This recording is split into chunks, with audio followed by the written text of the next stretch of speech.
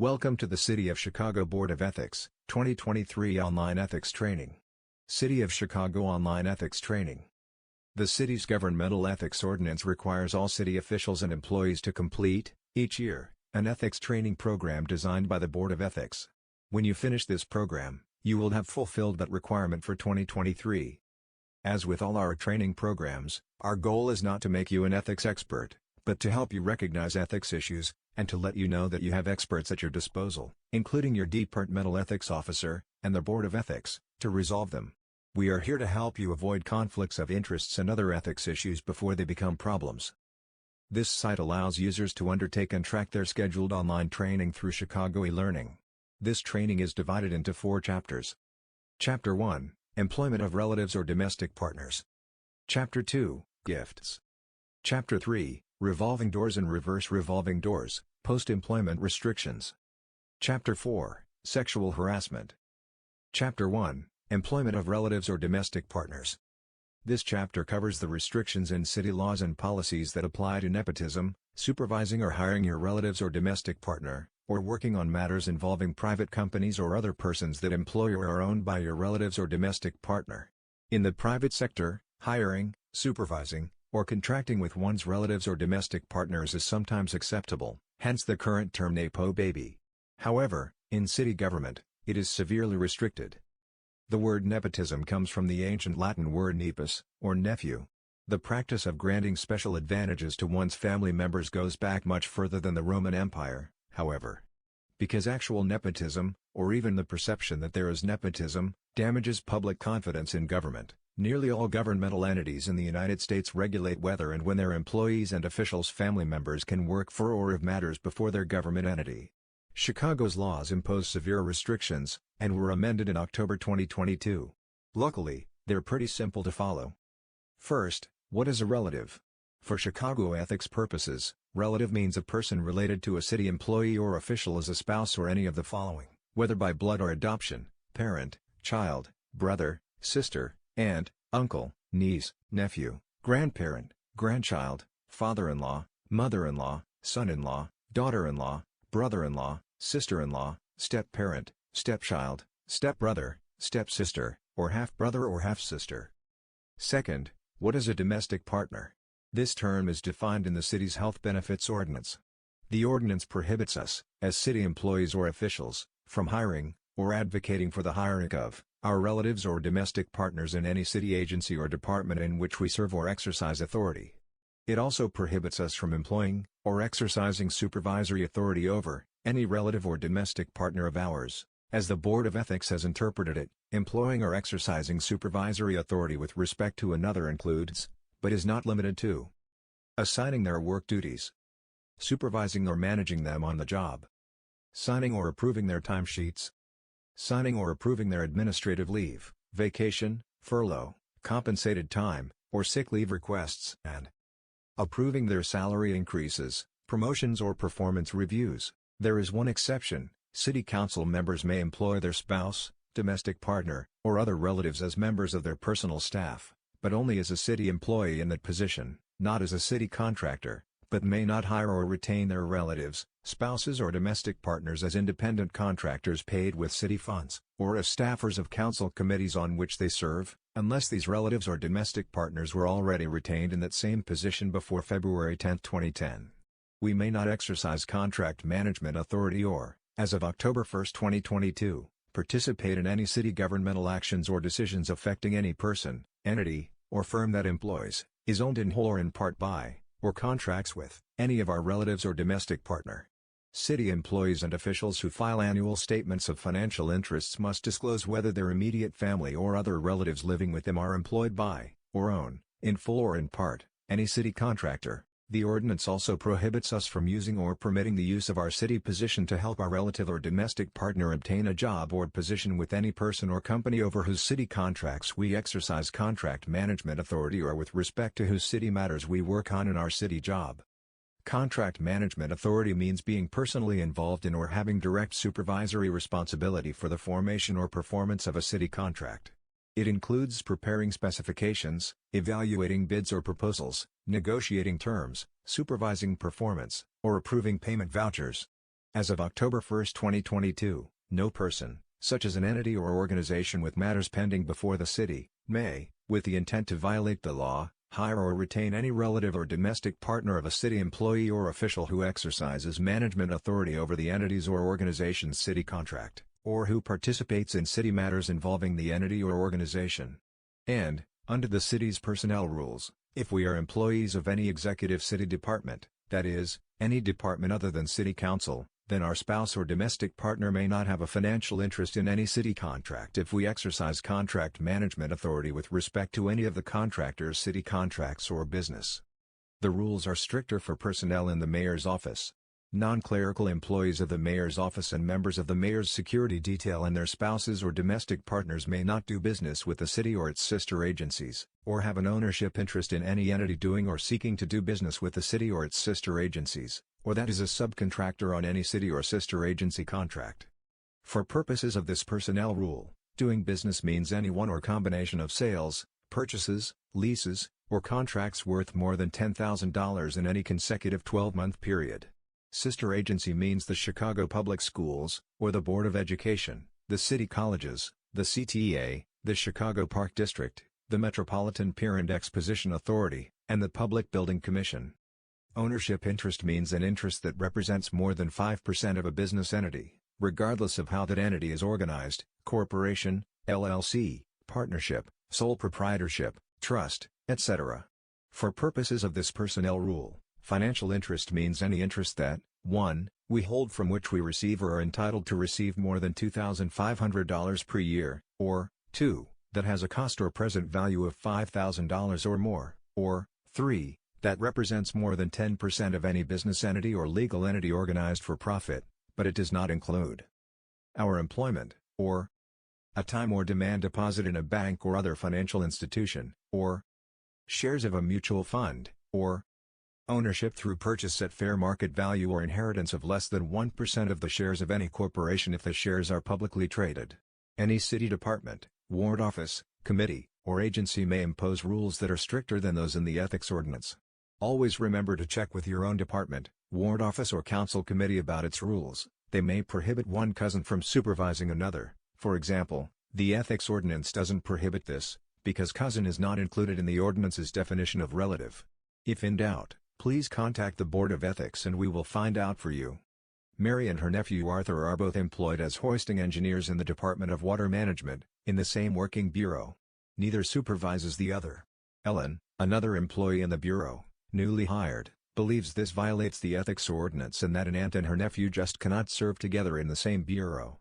Is Ellen correct? Is there a violation of the ordinance by Mary and Arthur working in the same bureau?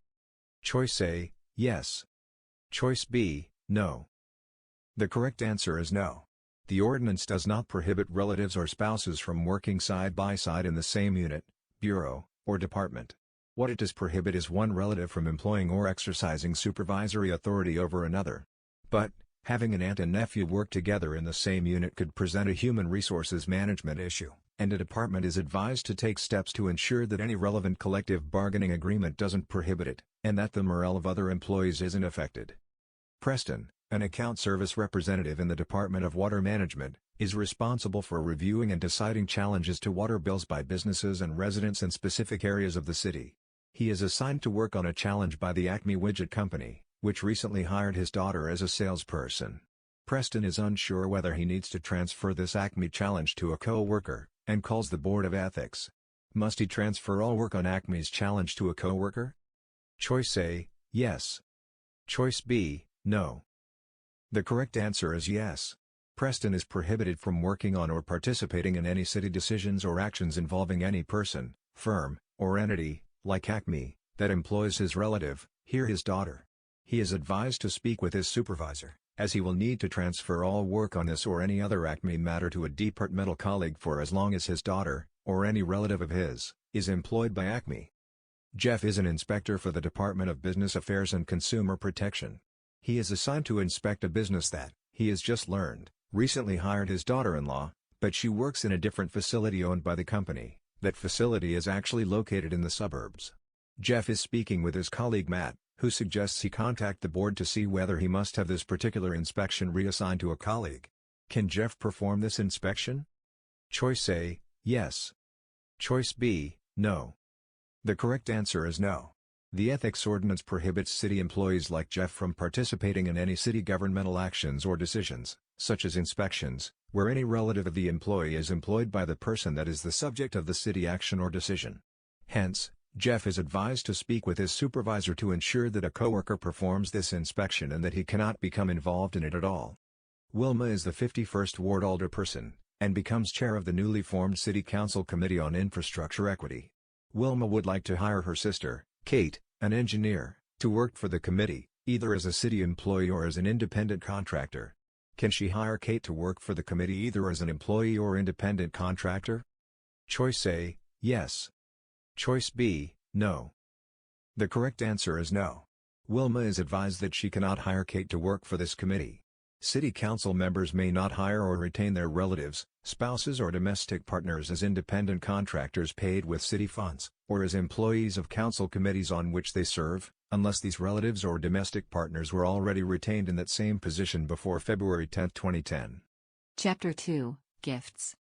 This chapter covers the restrictions placed on us as city employees and officials on accepting gifts, business travel and other things of value offered by non-city persons or businesses, or by fellow city employees or officials. These restrictions apply to all city governmental personnel. The board receives more questions about gifts and travel than any other topic, so we cover it every year in this training. Most government entities in the United States limit gifts and other things of value their employees and officials may accept.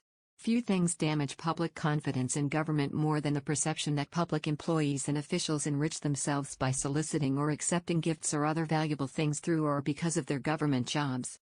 Fortunately, the rules in Chicago are pretty easy to follow. The general rule is that, unless a specific exception applies, we city employees and officials may not accept or solicit any anonymous gift, any cash or gift card in any amount, or any single non-cash gift or combination of non-cash gifts from any single source worth more than $50 in a calendar year. This $50 per source per calendar year rule applies even if the gift giver has no matters or business pending with our own city department or agency or has no city connection at all. So, unless a specific exception allows it, we can't accept or solicit any anonymous gift, any cash, any gift card, or any other items together whose worth is more than $50 per year from a single source.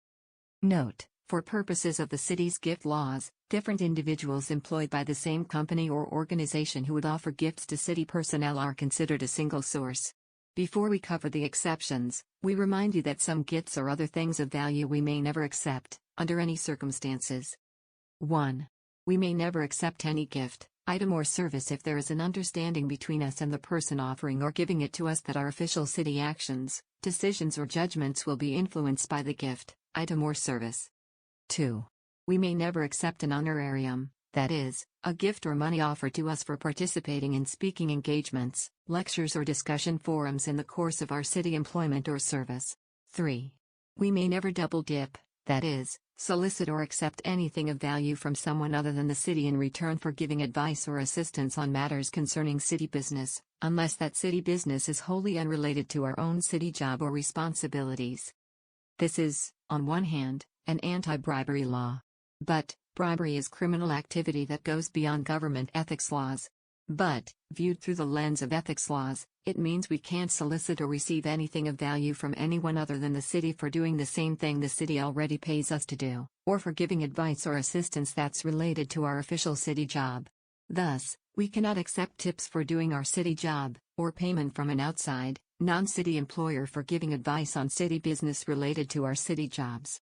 Gifts or other items or services of value include but are not limited to lunches, dinners, favors, food baskets, gift bags, flowers, golf greens fees, tickets to sports or entertainment events, charitable or political receptions or fundraisers, discounts or promises of future employment really, anything of value. Whether we actually would be influenced by a gift is irrelevant. Even if we believe we can't be or weren't influenced by a particular gift, that does not matter.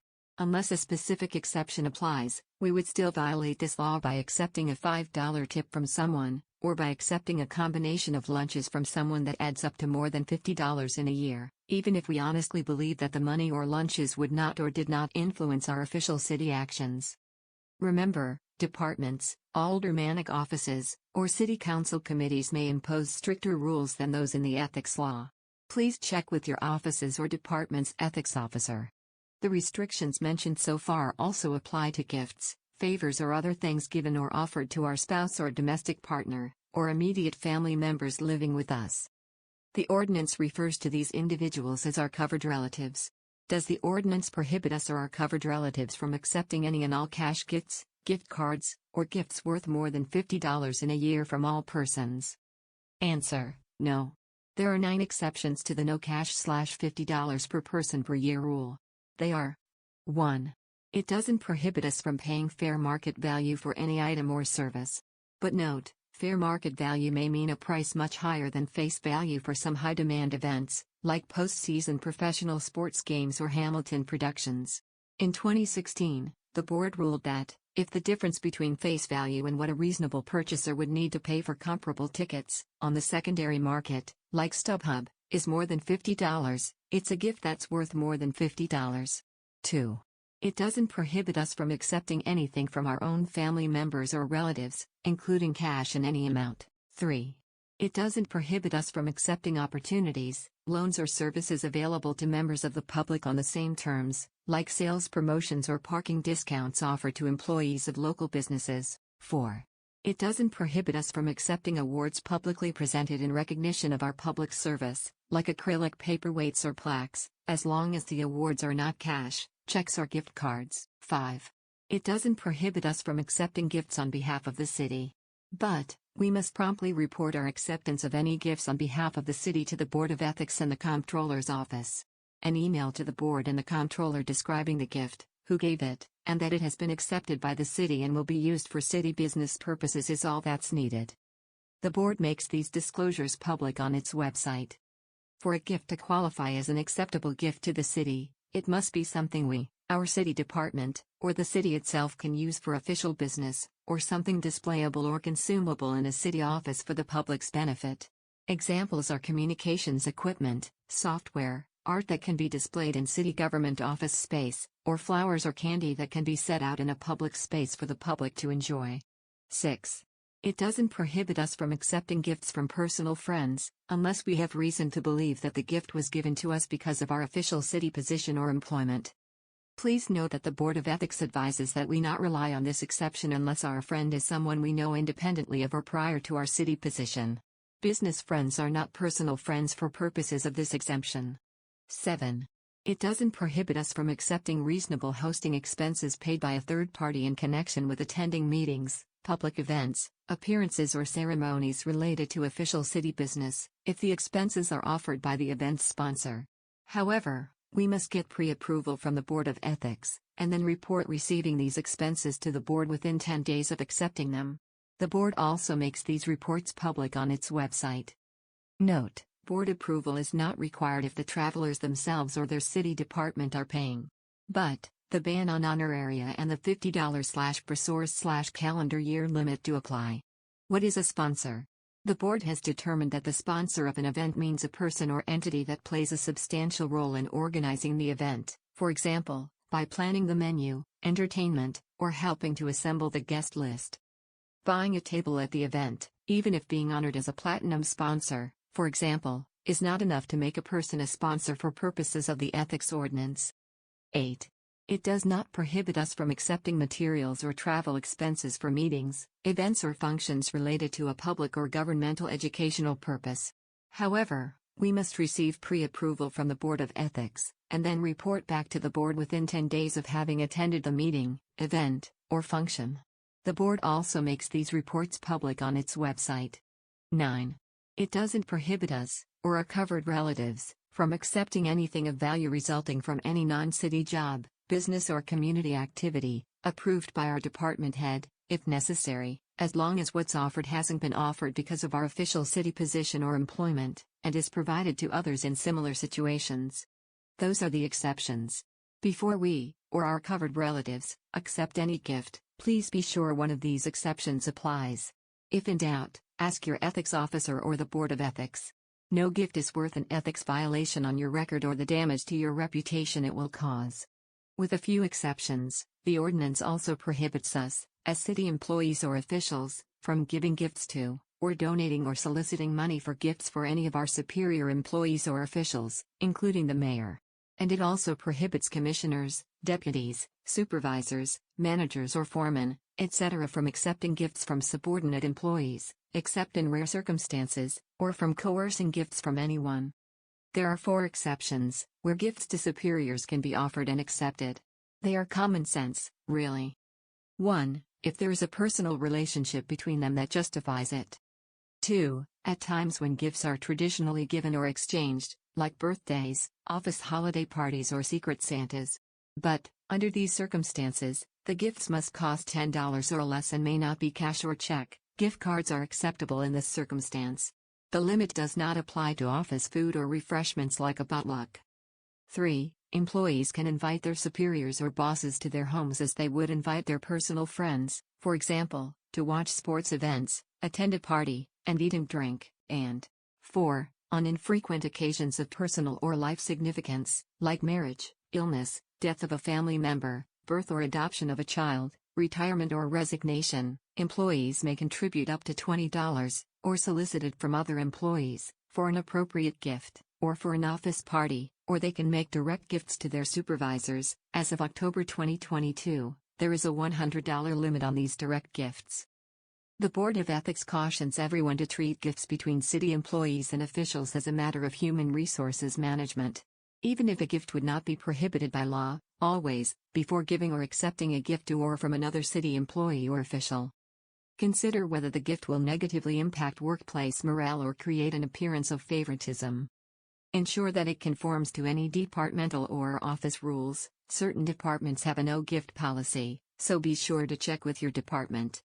Ensure that no person is or was under pressure to contribute, and remember that no gift can be given or accepted if there is an understanding that city actions or decisions will be affected by the gift.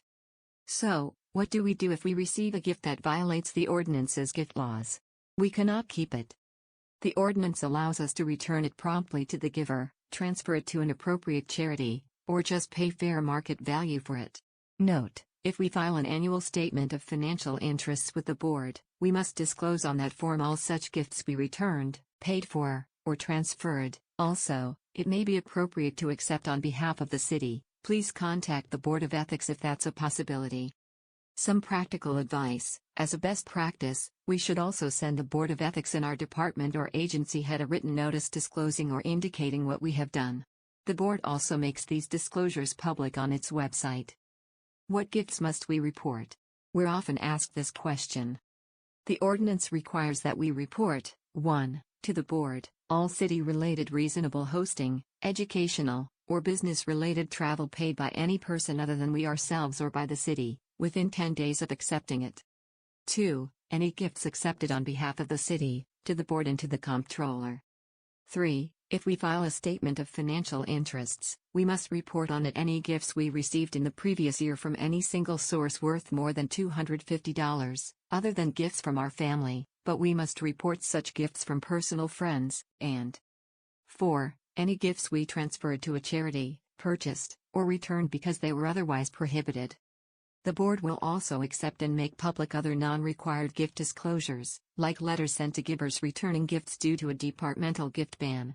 Also, lobbyists registered with the Board of Ethics must report all gifts they have given to any city employee or official in the previous 3 months, including the name of the recipient and what the gift was. This is true regardless of the gift's value.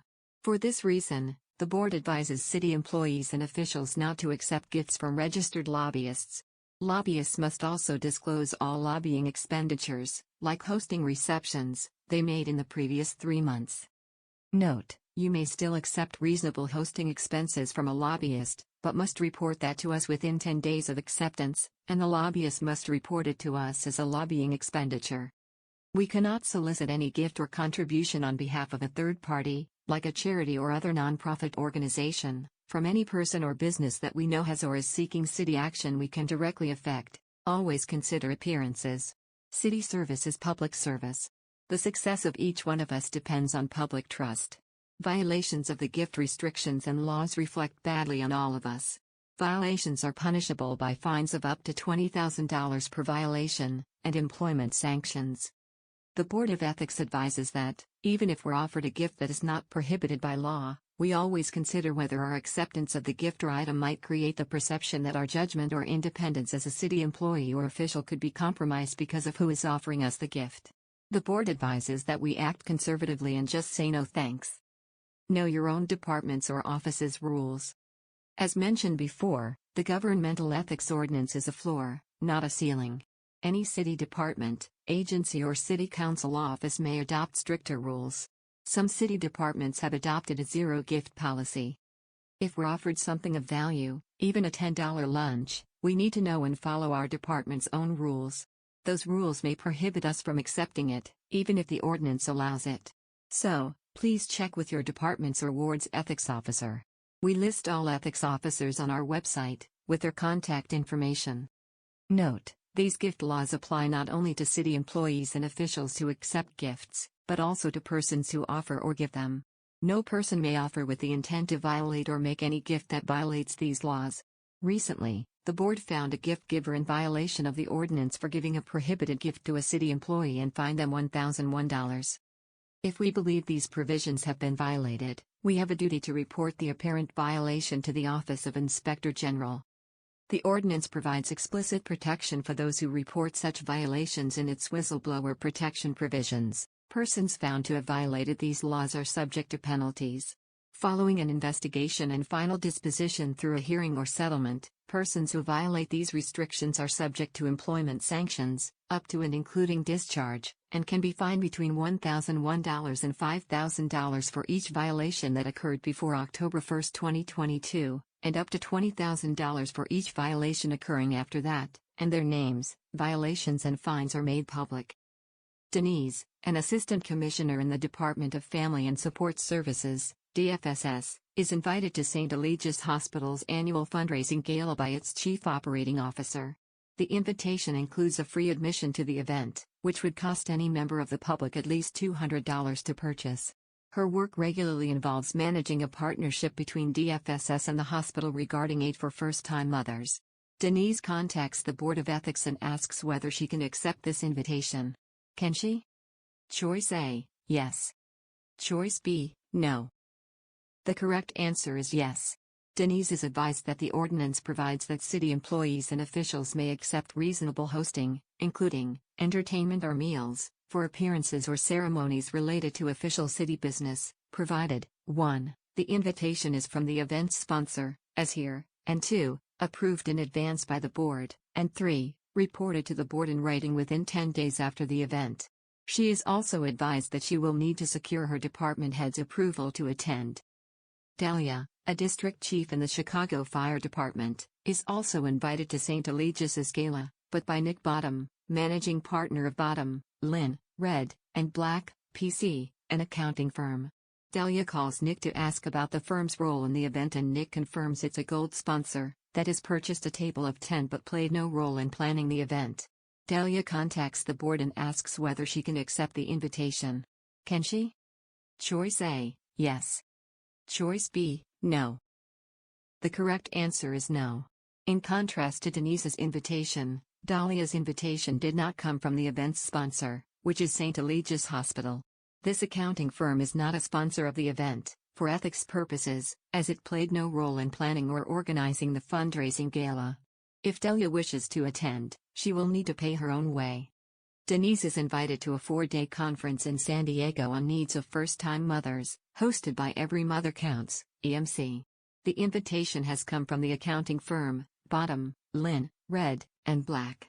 It includes registration fees, coach airfare, ground transportation, hotel, and meals that are not provided to conference attendees by EMC. She calls the Board of Ethics and asks whether she is permitted to accept this invitation and attend. Can she? Choice A, yes. Choice B, no. The correct answer is yes. As long as Denise has her department's approval to attend, she may accept these travel expenses. The ethics ordinance provides that educational travel can be reimbursed by a person who is not a conference sponsor, but 1. Must be related to a public or governmental educational purpose, as here, and 2. approved in advance by the board, and 3. reported to the board within 10 days of the completion of the travel. Dahlia is also invited to the same EMC conference by Bottom, Lynn, Red, and Black, but has been asked to give an address by EMC on the role of EMTs in aiding first-time mothers. The offer comes with a $500 honorarium, to be paid by EMC.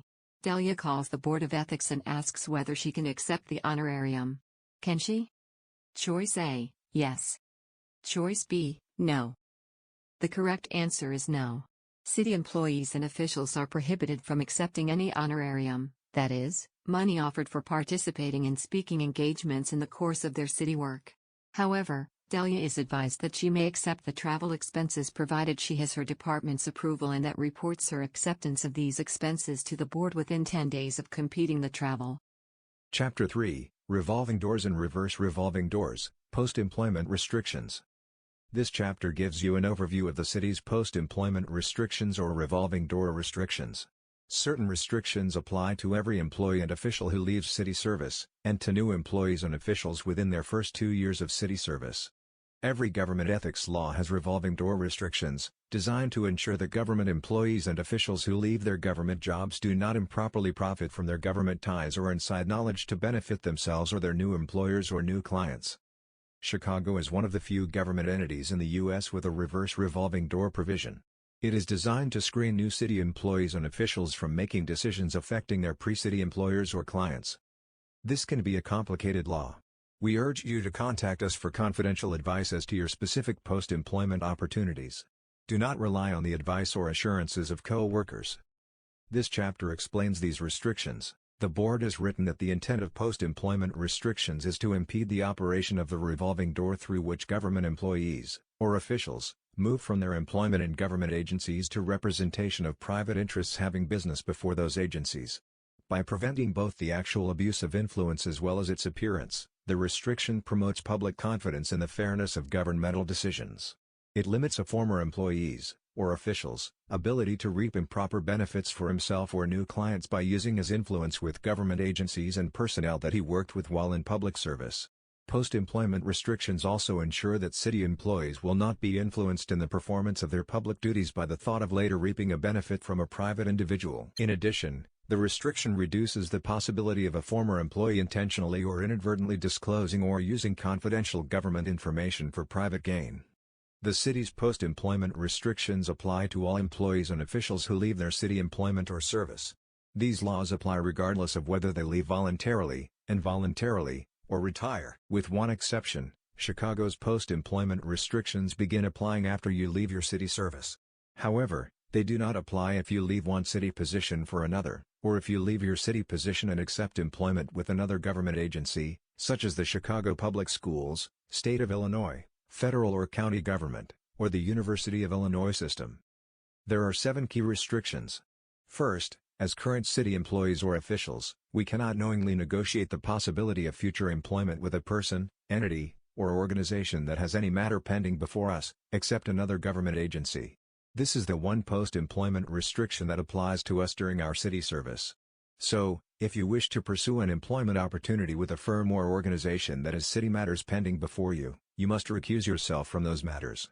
That is, you have to ensure your department knows that you cannot work on any of that firm's or organization's city matters, and that your coworkers must take over your responsibilities on all such matters. Second, department heads and non-clerical employees of the mayor's office are prohibited, for 2 years after leaving their city service, from lobbying any city department, employee or official. Lobbying means acting on behalf of another person, such as an employer or client, to influence any city administrative or legislative action, such as a contract, tax increment financing matter, real estate development, zoning permit, official endorsement or recommendation, or an ordinance change or other city council matter. They must sign a written pledge to abide by this restriction. The board posts a list of all pledge signers on its website. There are other exceptions to the definition of lobbying. Please contact the board for more information.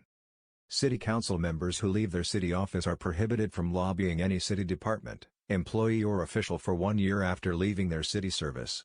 City council employees are not subject to this post-employment lobbying restriction, but they are subject to the other prohibitions.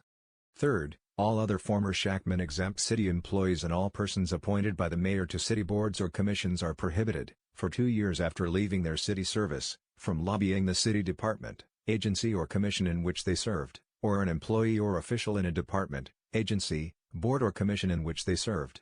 They must also sign a written pledge to abide by this restriction. Fourth, for 1 year from the date they leave city service or employment, no city employee or official may assist, even behind the scenes, or represent, or lobby for, any person, like a new employer or client, on a business transaction that involves the city if, while in city service, they were personally and substantially involved in the subject matter of that transaction. Over the years the Board of Ethics has determined, in hundreds of cases, that personal and substantial participation includes, among other things, submitting or reviewing reports or other documents, making recommendations to superiors or co-workers, providing project input, or attending meetings or participating in conference calls or Zoom sessions regarding a project or transaction. Fifth, employees and officials who exercise contract management authority with respect to a city contract are prohibited from assisting or representing any person, like a new employer or new client, on that contract. This restriction is permanent, that is, it lasts for the full term or length of that city contract, however long that is. Contract management authority means being personally involved in or having direct supervisory responsibility for the formation or performance of a city contract. It includes preparing specifications, evaluating bids or proposals, negotiating terms, supervising performance of the contract, or approving payment vouchers. Sixth, departing city employees and officials may not assist or represent any person other than the city, like a new employer or new client, in any judicial, quasi-judicial or administrative proceeding involving the city if they were counsel of record or were personally and substantially involved in that proceeding during their city service. This restriction also is permanent, that is, it lasts for the life of the proceeding. Seventh, the ordinance's confidential information provision prohibits all former city officials and employees from using or disclosing information acquired in the course of city service if that information is confidential or non-public. This prohibition is also permanent. Note, these provisions do not prohibit any departing city employee or official from accepting employment with or working for any specific person, client, company, organization, or other entity. They do not, for example, prohibit taking a new position with a city vendor, even a vendor of one's former city department. Rather, they apply only to specific transactions, projects, matters, decisions, etc. involving the city. Thus, unless you become an employee of a non-city governmental agency, these provisions will prohibit you from working on certain matters, projects, or transactions for 1 year, or permanently. And, for city council members, department heads, and most mayoral staff and Shackman-exempt personnel, they will prohibit lobbying, that is, interacting or communicating with city personnel to try to influence city matters on behalf of others, for 1 or 2 years. Note also, these provisions apply to departing city employees and officials personally. Once we leave, our new non-governmental employer or client is not prohibited from having transactions or contracts on which we are personally prohibited from assisting, representing, or lobbying for it. However, we and our new employer or client must ensure that a proper, impermeable ethical screen is implemented so that we do not in any way assist, represent or lobby for it on such matters. Note, the board has recognized a trade skill exception to these restrictions. The purposes of the post-employment/revolving door provisions are not furthered by prohibiting former city employees or officials from performing trade skills, like driving trucks, painting, or plumbing, they developed or acquired through occupational education and training, where no specialized knowledge of city-specific standards or regulations are involved. However, whether we or our proposed post-city work plans would fall into this exception is a determination that must be made by the Board of Ethics based on the specific facts. The penalties for violating the ordinance's post-employment provisions are severe. The ordinance provides that any contract negotiated, entered into, or performed in violation of any provisions of the ordinance can be voided by the city. Any permit, license, ruling, determination, or other official action of a city agency applied for or sought, obtained, or begun in violation of the ordinance is invalid. Any person who violates the ordinance's post-employment provisions is also subject to fines of up to $20,000 per violation, and the board may assess a penalty equal to any financial gains realized as a result of a violation. All violations and fines imposed are made public by the board. The ethics ordinance includes a reverse revolving door restriction. This means that, for the first 2 years of their city service, newly hired, city employees or newly elected or appointed officials may not, 1. make or participate in any city matters that benefit their immediate pre-city employer or an immediate pre-city client who they represented or on whose behalf they lobbied or consulted, unless they have severed ties with that former employer or client that could confer a monetary benefit on them, or, 2. Work on any matter on the city's behalf if they participated personally and substantially in that matter for their immediate pre-city employer or immediate pre-city client. Chicago is one of the few jurisdictions in the U.S. with such a provision. If you believe these provisions have been violated, you have a duty to report the possible violation to the Office of the Inspector General. The ordinance provides explicit protection for those who report such violations in the whistleblower protection provisions. Practical advice: like those of other big cities, Chicago's post-employment restrictions, and our reverse revolving door prohibition, can be complex and fact-specific. How they apply to you depends on your situation. Therefore, the board advises you to seek authoritative, confidential guidance from us before you accept a position with a new employer or client that has dealings with the city, or if, as a new employee or official, you are asked to work on matters involving your pre-city employer or client. Alicia is a project manager for the Department of Planning and Development, DPD, a non-Shackman exempt position. She is reviewing responses to a request for proposals, RFP, for a multi-use redevelopment project, the East Side Center, including a response from Big City Construction Incorporated, BCC. Before her responses and evaluations are due to her department, BCC's vice president calls her and says that the company would like to interview her for a position on the West Coast. Alicia is interested, but her colleague Brian tells her that she cannot take a full-time position with BCC for 2 full years after she leaves her city position. Confused, Alicia calls the Board of Ethics. Is Brian correct? Choice A, yes. Choice B, no. The correct answer is no. Alicia is advised that, 1, if she wishes to interview with BCC, she must first cease working on this East Side RFP and any other project involving BCC and ensure that her work is reassigned to a colleague. 2. She is not prohibited from taking a post-city position with BCC, but will be permanently prohibited from working on this East Side redevelopment project because she has exercised contract management authority over it by reviewing RFP responses. And 3. She will have a 1-year subject matter prohibition on transactions involving DPD, but that if her potential position on the West Coast does not involve redevelopments in Chicago, that should not be a problem. Alicia follows the board's advice, and ends up accepting a position with BCC and relocating to Los Angeles. Her last date of city employment is July 1, 2023.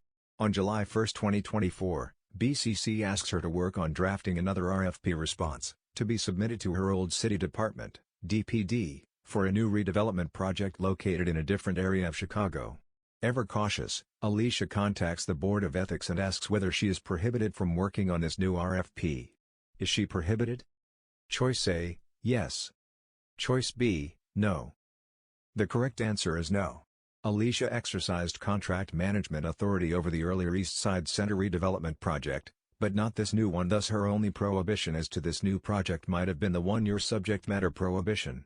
But since she has been gone from city service for more than 1 year, she is advised that the board does not even need to look into whether this new project involves the same subject matter on which she worked, and therefore she can work on it for BCC. BCC is awarded the East Side Center redevelopment contract. However, the city and BCC have had several contractual disputes, thereby delaying the completion of construction.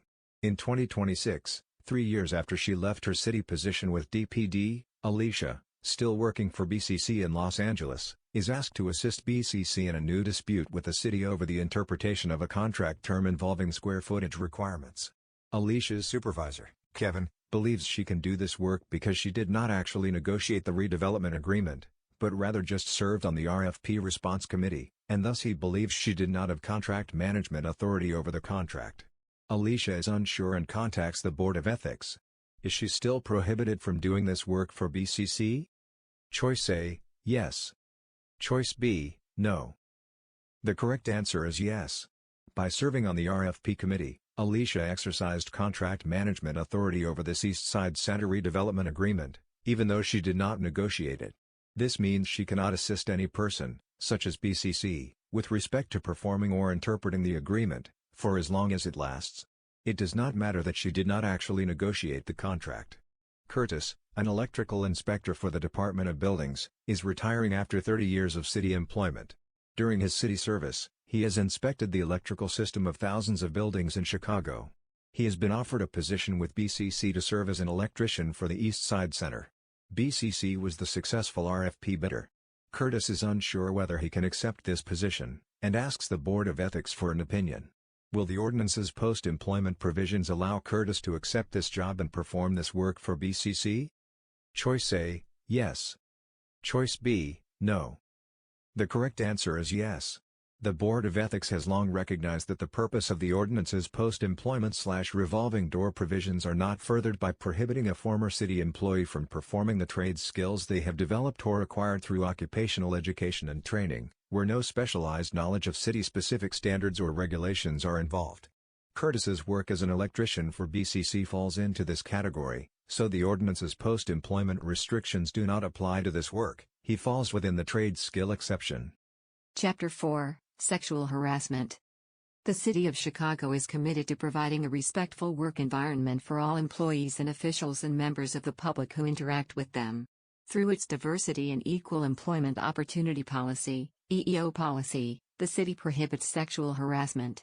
No city employee should be required to endure sexual harassment by a supervisor or a co-worker as a condition of or in the course of their employment, and no person should be required to endure it as a condition of or in the course of requesting or receiving city services.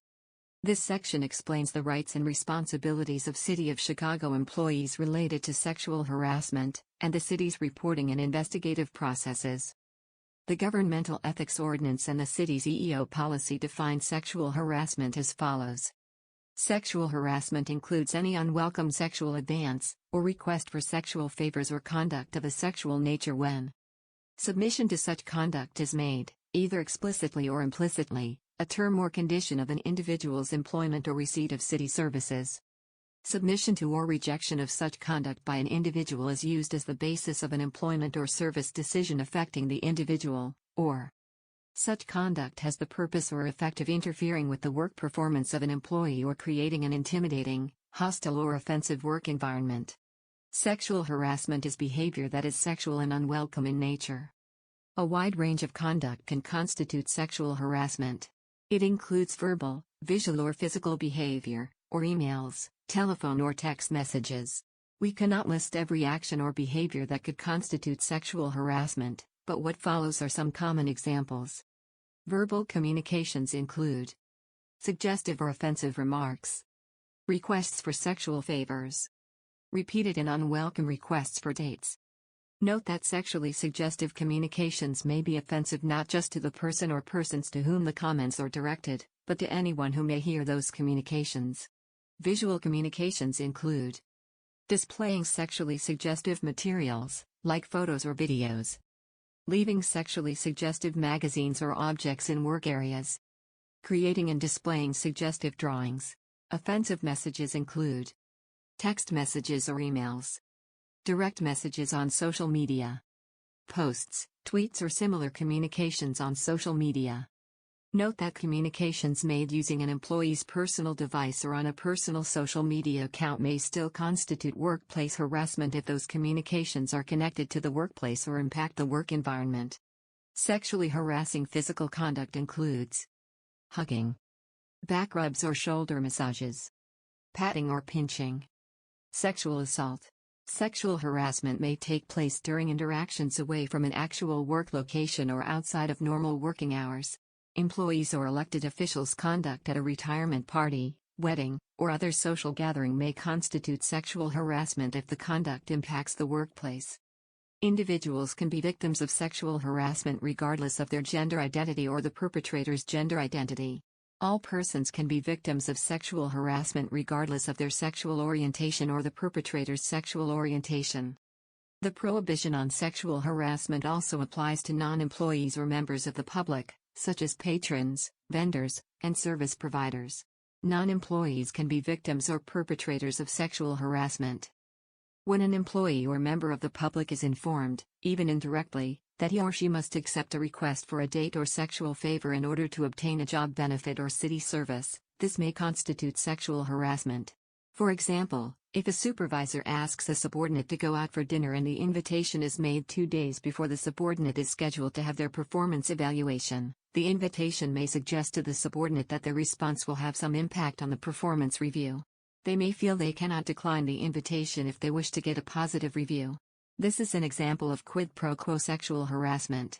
Quid pro quo means you do something for me, I'll do something for you. As to city officials, there must be some tie to the official city authority in order for their actions to constitute sexual harassment under the Governmental Ethics Ordinance. As stated above, sexual harassment involves behavior that is unwelcome. This means that the person or persons to whom the conduct is directed, or the individuals exposed to the behavior, did not ask for the behavior and do not want the behavior to continue. But, welcome behavior can quickly become unwelcome behavior. What starts off as welcome behavior, consensual joking, can cross a line and become unwelcome behavior. Also, consent can be revoked at any time. When someone experiencing sexual harassment behavior says, "Stop talking to me like this," it must stop. The perpetrator cannot use as a defense, "Well, you started it," or "You were okay with it at first." City employees who believe that they have been subjected to sexually offensive conduct or who have observed such conduct have a right to report it and have the matter addressed. The Diversity and EEO Division within the city's Department of Human Resources is responsible for receiving complaints of sexual harassment and conducting investigations or addressing the issues by other means. For complaints against elected city officials, the Office of Inspector General has jurisdiction and could investigate the complaint. Note that employees of the City of Chicago Police Department should utilize the complaint and investigation processes set forth in the general orders maintained by that department. City employees also have a right to make complaints under local, state and federal law by filing a charge with the Chicago Commission on Human Relations, CCHR, or Illinois Department of Human Rights, IDHR, or U.S. Equal Employment Opportunity Commission, EEOC. The Chicago Commission on Human Relations, CCHR, is the civil rights agency for the City of Chicago responsible for enforcing the Chicago Human Rights Ordinance, which makes it illegal to engage in sexual harassment or retaliation. Remedies available under the Chicago Human Rights Ordinance may include out-of-pocket, emotional distress, or punitive damages, injunctive relief to correct discriminatory practices, and attorney fees. CCHR contact information is listed below. The Illinois Department of Human Rights, IDHR, is the state agency responsible for enforcing the Illinois Human Rights Act, the state law that makes it illegal to engage in sexual harassment or retaliation. Complainants, victims of sexual harassment, may file a charge at any time within 300 days of the incidents. IDHR has jurisdiction and authority to investigate any employers with one or more employees. To start the process, you would submit a complainant information sheet to IDHR.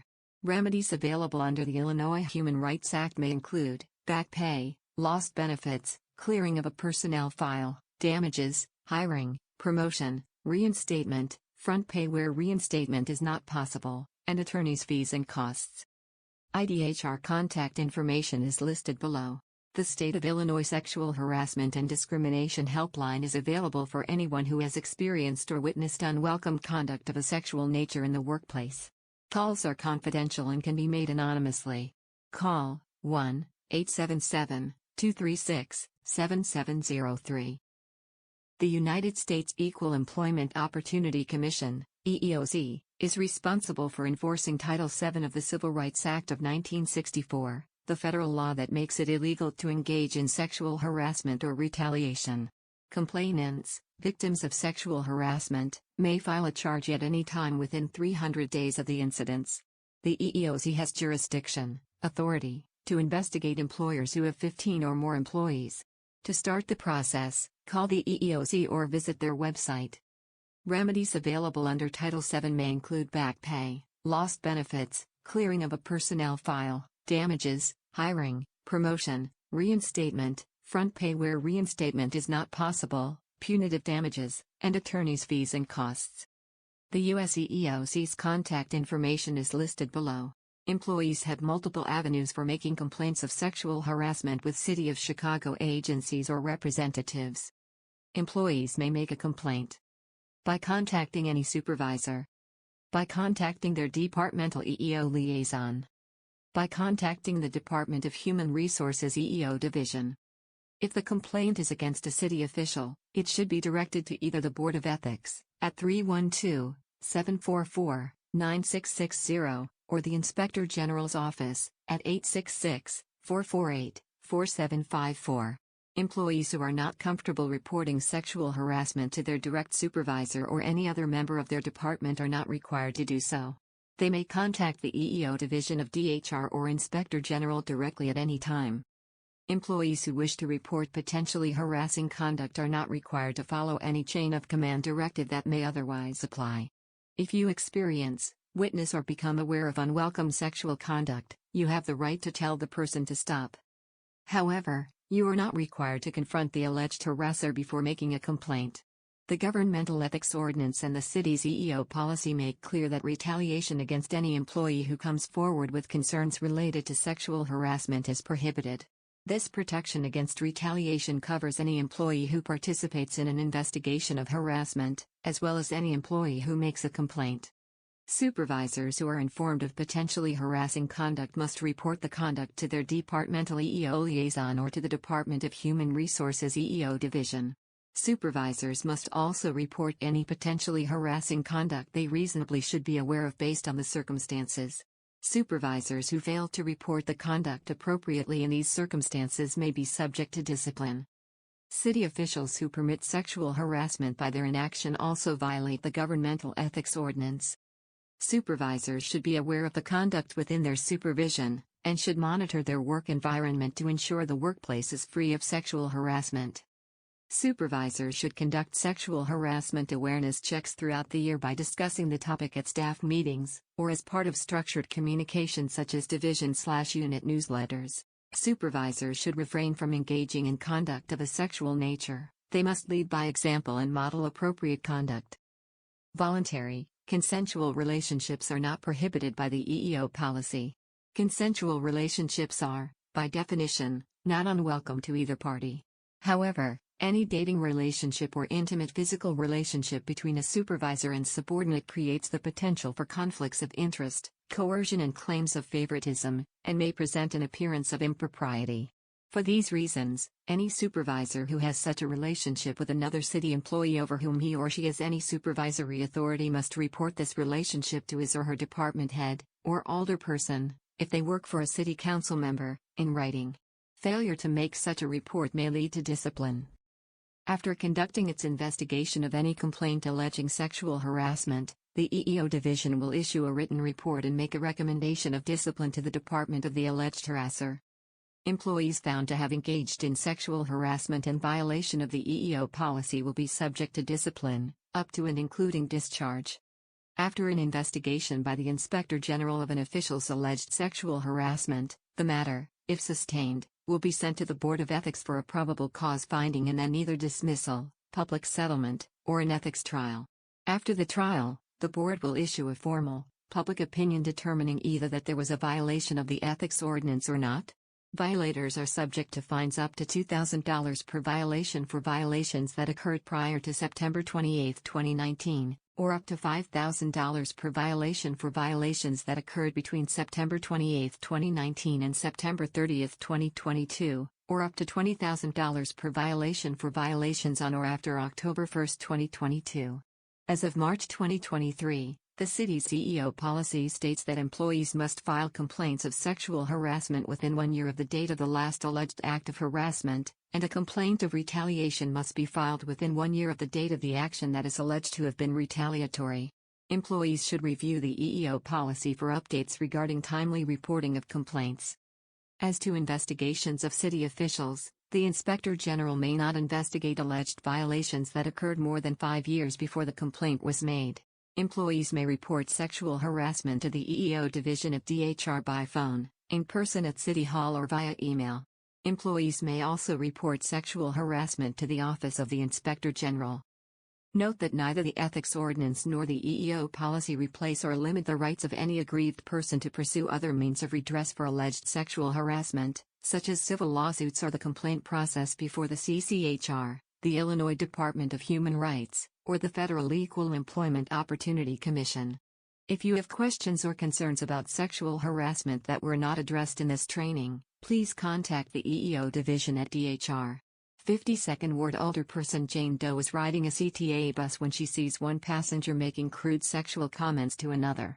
She is then interrupted with a phone call, and leaves the bus at the next stop, without addressing or reporting the conduct she just saw. Has Alderperson Doe violated the ethics ordinance by failing to report sexual harassment? Choice A, yes. Choice B, no. The correct answer is no. This non-action would not constitute a violation of the ordinance by Alderperson Doe, because she was not engaged in the course of serving as a city council member or providing city services when she witnessed this incident. Rather, she was, in this situation, just another CTA passenger, and the ordinance does not impose any special duties on city officials to avoid or act on sexual harassment while they are riding as ordinary CTA passengers.